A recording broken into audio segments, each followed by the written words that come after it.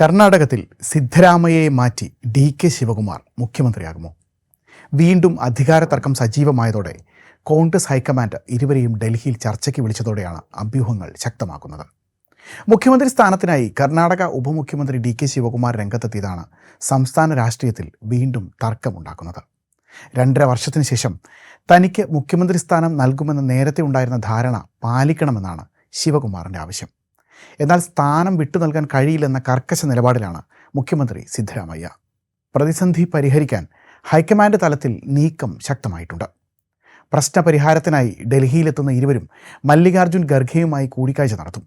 ഖർഗെയുടെ വസതിയിൽ വെച്ച് നടക്കുന്ന ചർച്ചകളിൽ രാഹുൽ ഗാന്ധിയും പങ്കെടുത്തേക്കുമെന്നാണ് വിവരം. MLA-മാരുടെ പിന്തുണ അനുസരിച്ചാണ് കർണാടകത്തിൽ മുഖ്യമന്ത്രിയെ തീരുമാനിച്ചത്.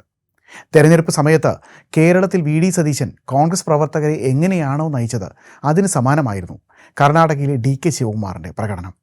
കർണാടകയിൽ തെരഞ്ഞെടുപ്പ് സമയത്ത് കോൺഗ്രസിനെ മുന്നിൽ നിന്ന് നയിച്ചതും മികച്ച വിജയം നേടാൻ വേണ്ട സാഹചര്യങ്ങളെല്ലാം ഒരുക്കിയതും DK ആയിരുന്നു. എന്നാൽ തെരഞ്ഞെടുപ്പിൽ വിജയിച്ചതോടെ 136 MLA-മാരിൽ 100 പേരും മുഖ്യമന്ത്രി പദത്തിലേക്ക് സിദ്ധരാമയ്യയ്ക്കാണ് പിന്തുണ അറിയിച്ചത്. കർണാടകയിലെ മുതിർന്ന കോൺഗ്രസ് നേതാവെന്ന നിലയിലും അതിപിന്നാക്ക വിഭാഗത്തിൽ നിന്നുള്ള ആളെന്ന നിലയിലും നിരവധി ഘടകങ്ങൾ സിദ്ധരാമയ്യയ്ക്ക് അനുകൂലമായിരുന്നു. DK ശിവകുമാറോ സിദ്ധരാമയ്യോ എന്ന ചോദ്യത്തിന് ഉത്തരമില്ലാതായതോടെയാണ് ടേം വ്യവസ്ഥയിൽ ഇരുവരും മുഖ്യമന്ത്രിമാരാവട്ടെ എന്ന ധാരണയുണ്ടാകുന്നത്. ഹൈക്കമാൻഡിൻ്റെ മധ്യസ്ഥതയിൽ ഇരുവരും 2.5 വർഷം വീതം മുഖ്യമന്ത്രിമാരാകട്ടെ എന്ന ധാരണ ഉണ്ടാക്കിയിരുന്നുവെന്നും ഇത് പാലിക്കണമെന്നുമാണ് DK പക്ഷത്തിൻ്റെ ആവശ്യം. ഈ ധാരണ പ്രകാരം കഴിഞ്ഞ വർഷം നവംബറോടെ സിദ്ധരാമയ്യയുടെ 2.5 വർഷം പൂർത്തിയായിരുന്നു. എന്നാൽ മുഖ്യമന്ത്രി സ്ഥാനം DKക്ക് നൽകുന്നത് സംബന്ധിച്ച് യാതൊരു നീക്കുപോക്കുമുണ്ടായില്ല. സിദ്ധരാമയ്യ സ്ഥാനമൊഴിഞ്ഞ് ഏറ്റവും ജനകീയനായ DK ശിവകുമാറിന് മുഖ്യമന്ത്രി സ്ഥാനം വിട്ടുകൊടുക്കണമെന്നാണ് പാർട്ടി പ്രവർത്തകർ ഇപ്പോൾ ആവശ്യപ്പെടുന്നത്.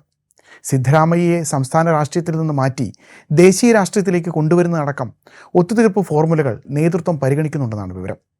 ജൂണിൽ നടക്കാനിരിക്കുന്ന രാജ്യസഭാ തെരഞ്ഞെടുപ്പിലൂടെ അദ്ദേഹത്തെ പാർലമെന്റിലേക്ക് എത്തിക്കാനും പകരമായി ശിവകുമാറിനെ മുഖ്യമന്ത്രി സ്ഥാനത്തേക്ക് കൊണ്ടുവരാനും സാധ്യതകൾ ആരായുന്നുണ്ട്. ഇതോടൊപ്പം സിദ്ധരാമയ്യയെ മുഖ്യമന്ത്രി പദത്തിൽ തുടരാൻ അനുവദിച്ച് DK പക്ഷത്തിന് തൃപ്തികരമായ രീതിയിൽ നിർണായകമായ വകുപ്പുകൾ വിട്ടു നൽകുന്ന രീതിയിൽ മന്ത്രിസഭാ പുനഃസംഘടനയും ചർച്ചയിലുണ്ട്. കർണാടക കോൺഗ്രസിലെ കരുത്തരായ 2 നേതാക്കൾ തമ്മിലുള്ള അധികാര വടംവലി ഭരണത്തെ ബാധിച്ചേക്കുമോ എന്ന ആശങ്ക ഉയരുന്നതിനിടെയാണ് ഹൈക്കമാൻഡ് വിഷയത്തിൽ നീക്കം ശക്തമാക്കുന്നത്.